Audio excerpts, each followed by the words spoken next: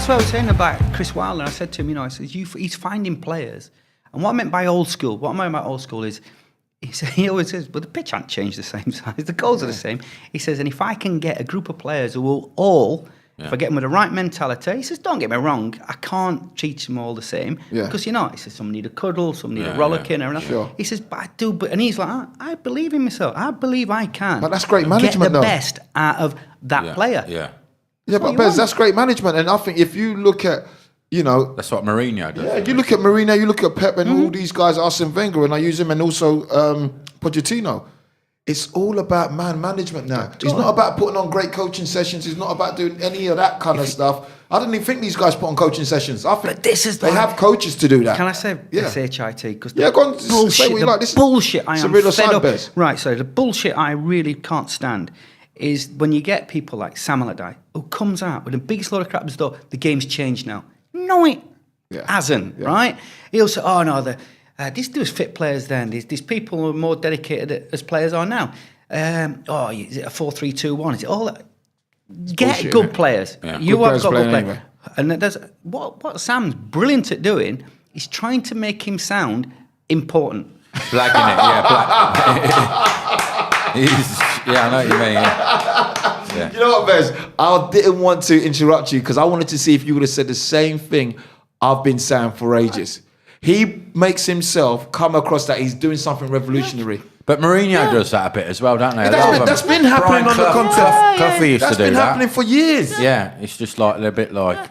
Cloughy could say it though, you know what I mean? And he'd back it up. Who was your favourite manager, Bez? We might have gone through. Was it Keegan? Keegan, yeah. Keegan had one way of playing and he weren't going to change. People said that tactically he was inept. No, tactically he was brilliant, but only at one way. The problem you've got is I remember going to Arsenal and sort of thinking, right, we're under the cosh. And I remember sort of saying to the gaffer at half time, and I thought I'd have a little sort of like, gaffer, do you not think we should change this? He just looked at me and went, do you want to play? And I thought, all right, I'll keep my mouth shut. He kind of was never going to change. Yeah, but you look at all top managers, Zane, just going back to your question. You look at all top managers, look at the stick that Arsene Wenger had to endure last season.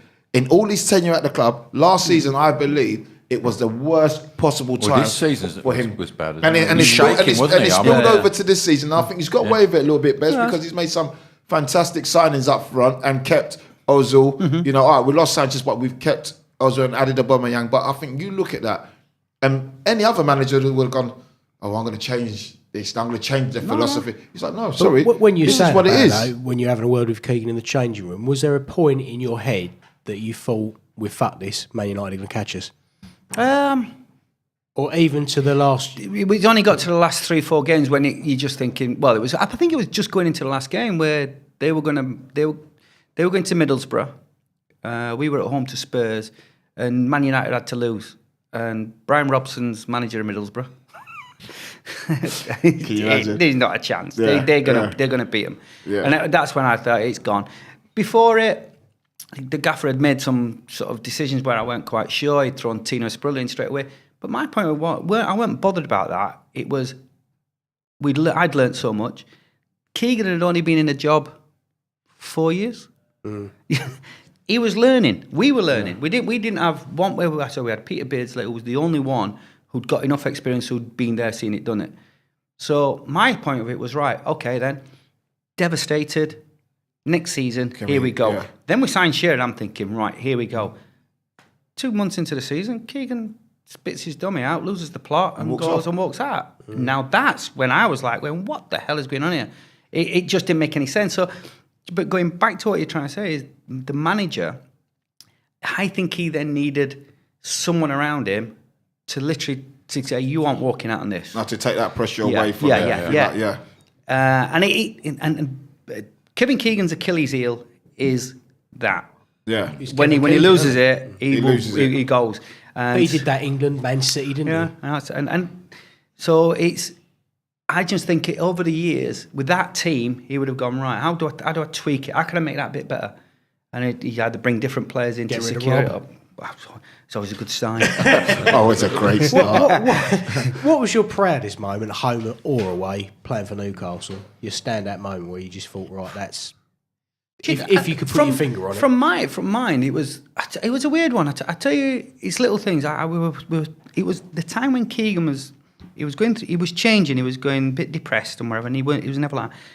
And I had an hamstring problem, and he came to me on the Friday, and he says, "How are you?" And I says, "Gaffer, it's really tight."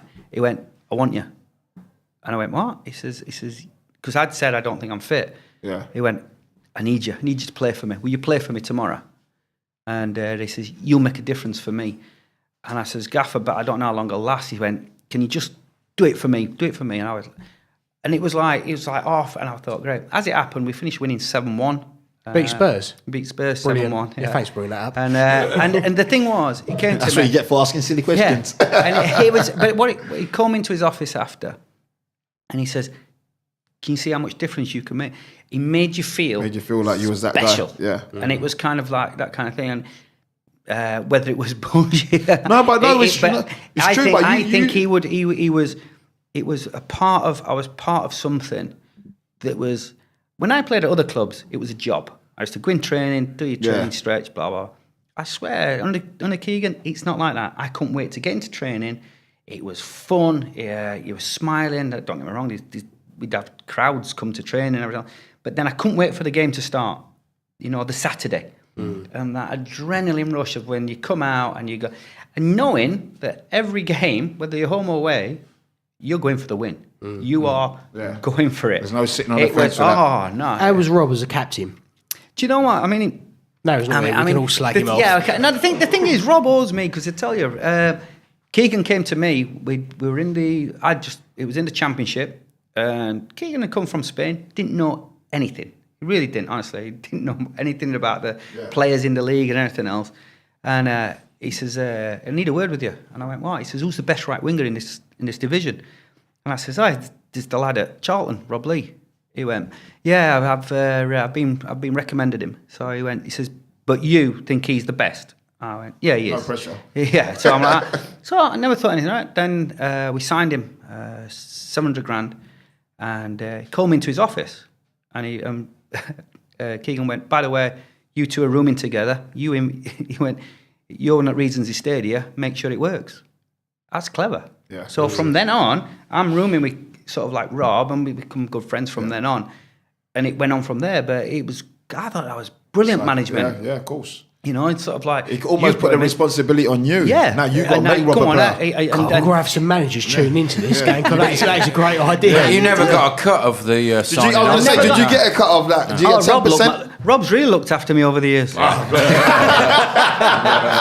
You know him well. He's one of the world's great philanthropists. Yeah. We were waiting a little while for that.